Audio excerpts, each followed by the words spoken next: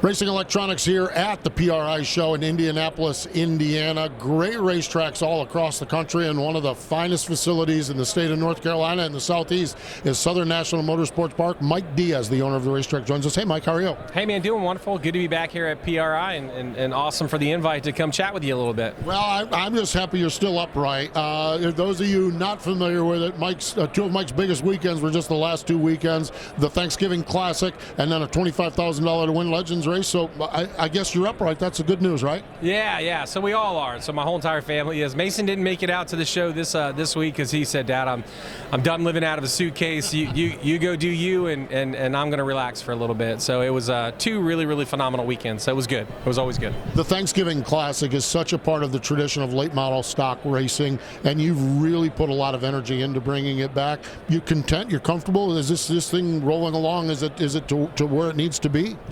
So it is. So it's not the late model stock car count that I'd like to be having. With the 400 being the weekend before, and then there's so many other late model stock races happening. I'm content with the cars that we get. We're always looking for more, right? But it's the overall event as a whole. So it's not just like a race. So a lot of those I would constitute as just kind of like a race, right? This is a whole entire event, which is just really cool. It's about being thankful about what we do at a racetrack. We had over 230 car entries this year. My Legends portion of that has become really popular and big. I mean, 50 registrants sold out in like an hour and 10 minutes, which was really cool to sit there and just watch them just peg off, boom, boom, boom. And then people will call me how many you have left, and I'm texting people I don't see saying, "Hey, man, you're not registered." And you're like, "What are you talking about?" I'm like, "Dude, it's about to sell out. You need to hurry up." And so it was really cool.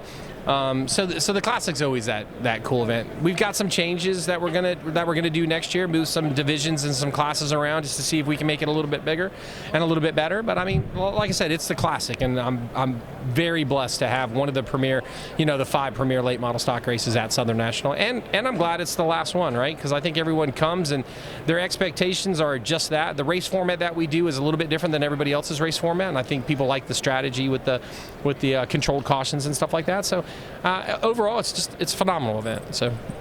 Promoting short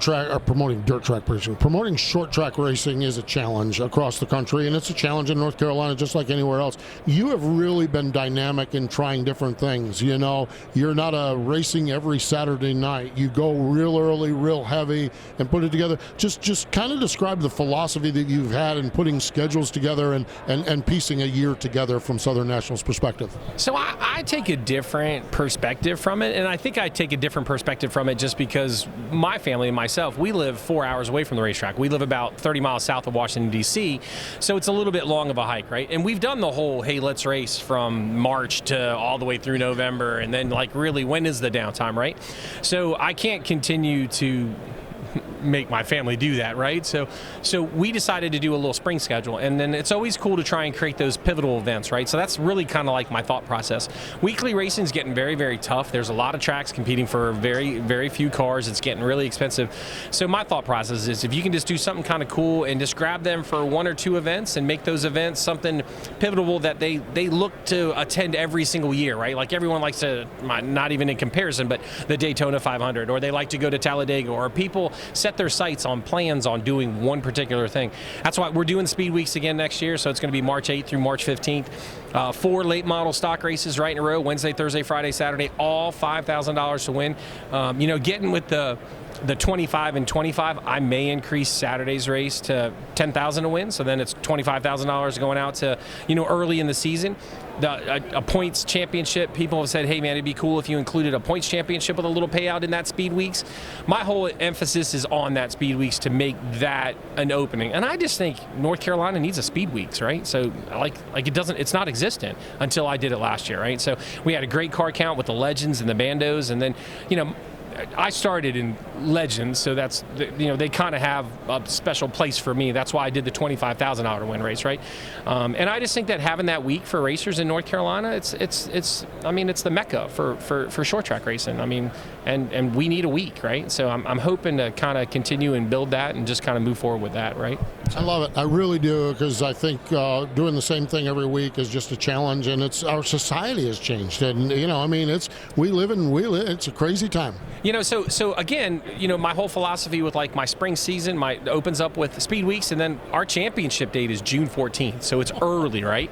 And then we're done, and then those guys can go race a different racetrack, or they can go on family vacation. They don't feel pressed that, oh man, I'm committed.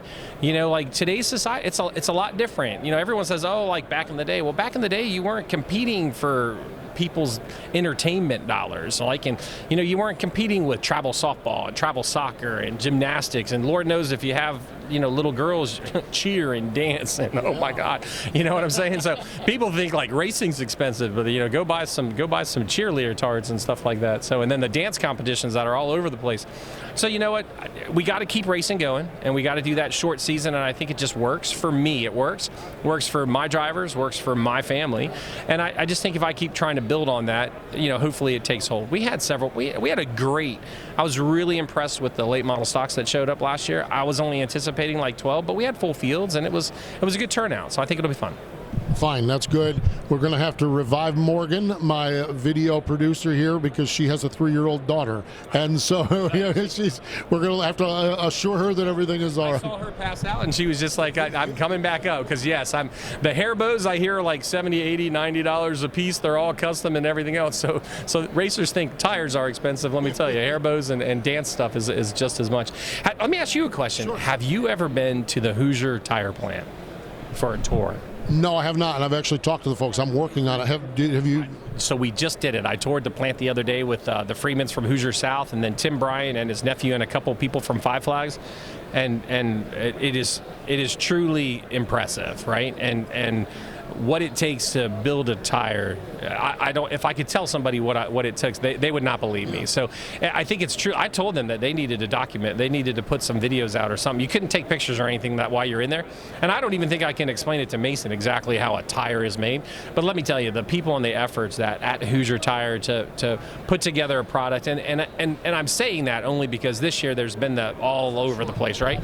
But I think it's a different perspective now. That's why I wanted to do the tour, and I called Jeff and said, hey, do you do this? He said, man, come on, let's do it. And they did it right after their big distributor stuff, and it was truly impressive, and it's a whole other perspective on how a tire and how much labor is involved in it. You think in today's society that it's like push a button, and it's a tire, right? No, that's not it at all. There's a tremendous amount of individuals that put a lot of heart and soul to put those tires together for us, and hopefully the changes that they're making will provide a more consistent product for us this year. So. I appreciate you saying that. We as we roll along with it, Hoosier, we're actually doing the Hoosier Hero Kids. We have all of the racers from Hoosier Heroes over here, so when we're talking about them, and I need to do that. So Mike, always a pleasure. I appreciate the time. Great catching up with you. You too, man, and I will see you tomorrow night for dinner. Yes, another one of the dinner plans right here. We're going to do steak dinner on Friday night. Mike Diaz from Southern National Motorsports Park.